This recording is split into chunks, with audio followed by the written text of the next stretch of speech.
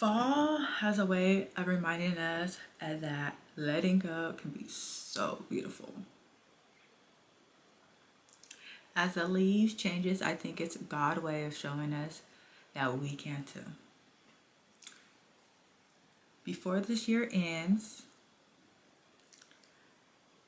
I'm going to do personally a life audit, not to shame myself for what didn't happen, but to make sure I'm realigning with who I'm becoming and what I want to become. So if you're new here, my name is Cecily. I share my walk with Christ.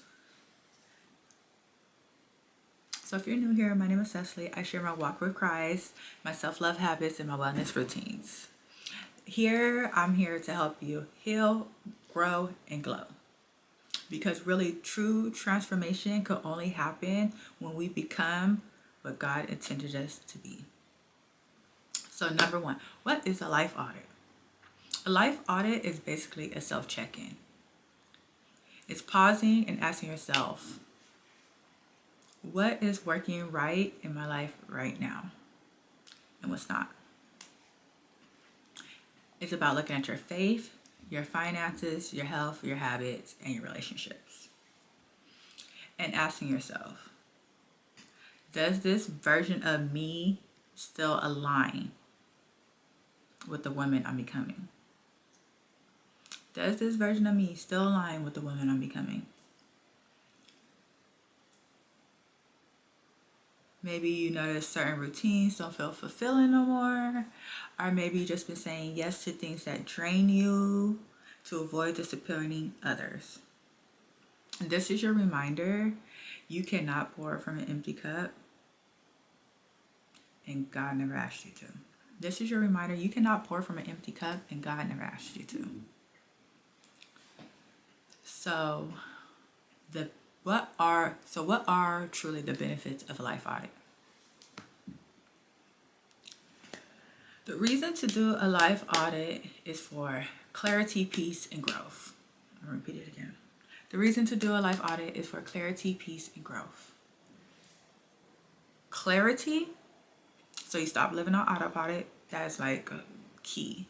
We could get caught up in the day-to-day routines and cycles, and we don't even have no attention to reason of why.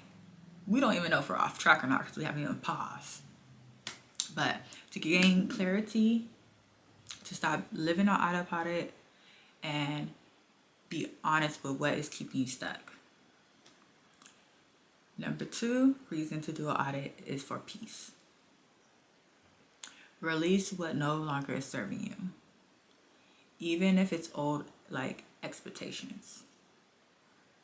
Number three reason why I do an audit, life audit, is for growth. See how far you have become, even in the moments unplanned.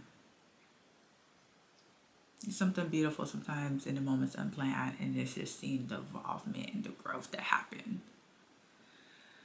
in those seasons. Now, what is a life audit and why you should do a life audit. But here's the consequences of not doing a life audit before we go into how to do one. When you do not stop and pause and reflect on your life, you tend to repeat cycles. You keep running but never arriving.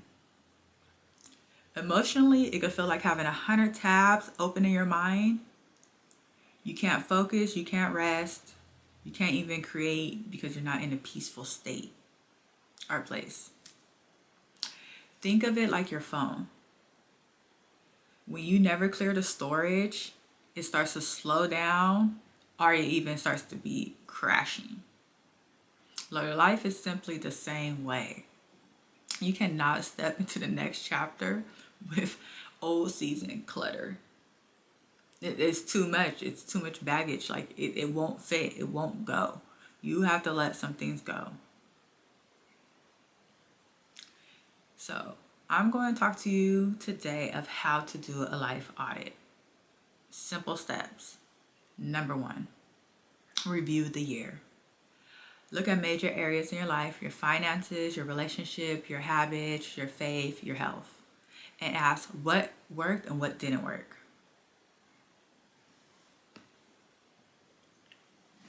Reflect. Number 2, reflect on your emotions.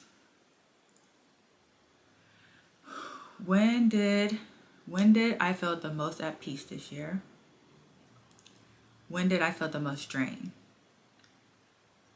Those answers always show alignment and disconnection.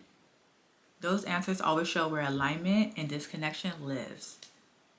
Number 3, redefine your priorities.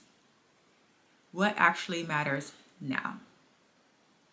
Because what mattered in January probably don't matter no more. We grow, life happens, we change our mind, and we evolve. So what matters now? Number 4, release what is no longer serving you. This could be overthinking, old routines, or even people that no longer align with your peace. Sometimes letting go does not have to be dramatic. It's just quiet detachment, and it happens. It happened to me. I outgrew people. It wasn't in no bad way.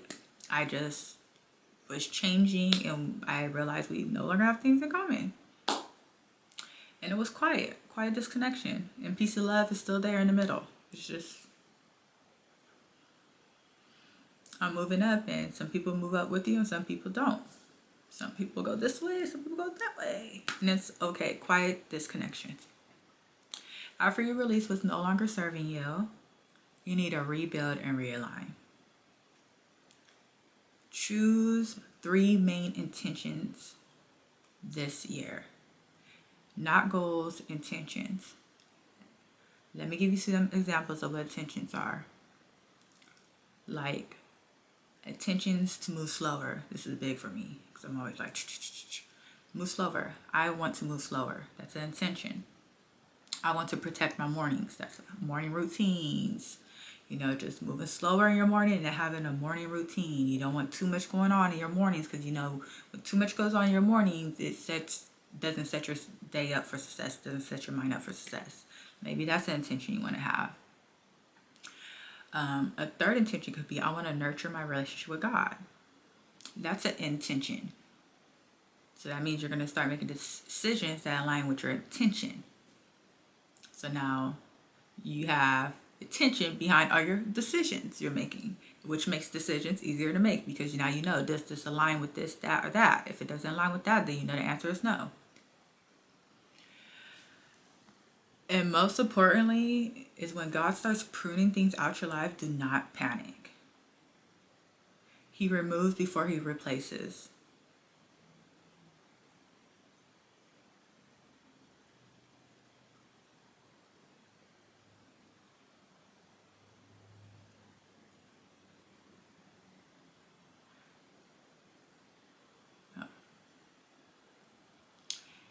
And then after you have your 3 main intentions, you will need a mind shift to carry forward. You will need a mind shift to carry forward after you have your 3 main intentions. Here are a few mind shifts.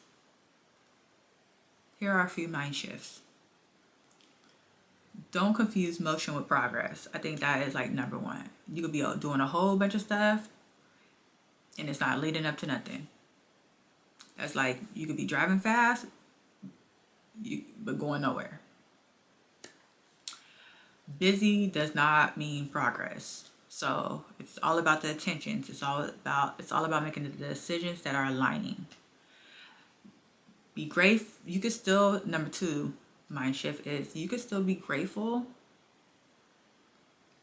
and still want more. I think that was big for me, is because I outgrew a blessing that I prayed for and I felt bad about it. But it's like you can still be grateful for things and blessings, but you can still want more. It's totally okay.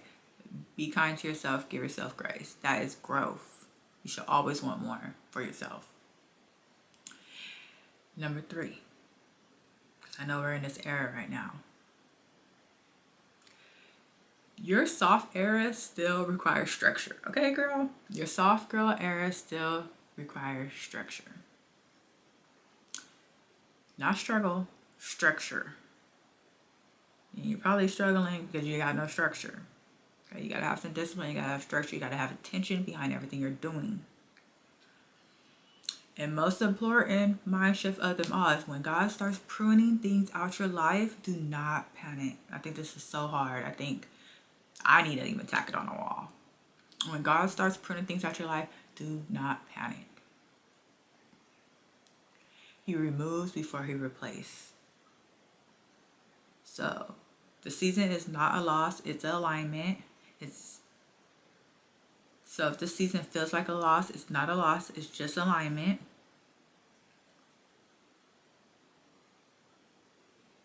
So if this season feels, so if it starts to feel like a loss, no, it's not a loss, it's just alignment. Before this year ends, give yourself permission to pause. Before this year ends, give yourself permission to pause, to reflect, to reset, and realign. Do your own life audit. Like, this is so crucial. There's life audits. There's audits for companies. There's audits for businesses. There's audits for everything. You should audit your life. It's a time to stop, pause, reflect, think of what you're doing, why you're doing it, and how to move forward. Because we do get on autopilot. We do get into cycles. We do get lost in the routines of our day-to-day life. And then we wing it into free time. And everything needs to have a reason of why behind it. Once you do this audit, I guarantee and promise you, you're going to feel lighter, clearer, and you're going to be able to step into 2026 with more clarity. If this video resonated with you, make sure you like, subscribe, and follow me, because I will have plenty of more reflections, habits, and routines, and I will share some of my journeys along the way of me also implementing what I share with you guys.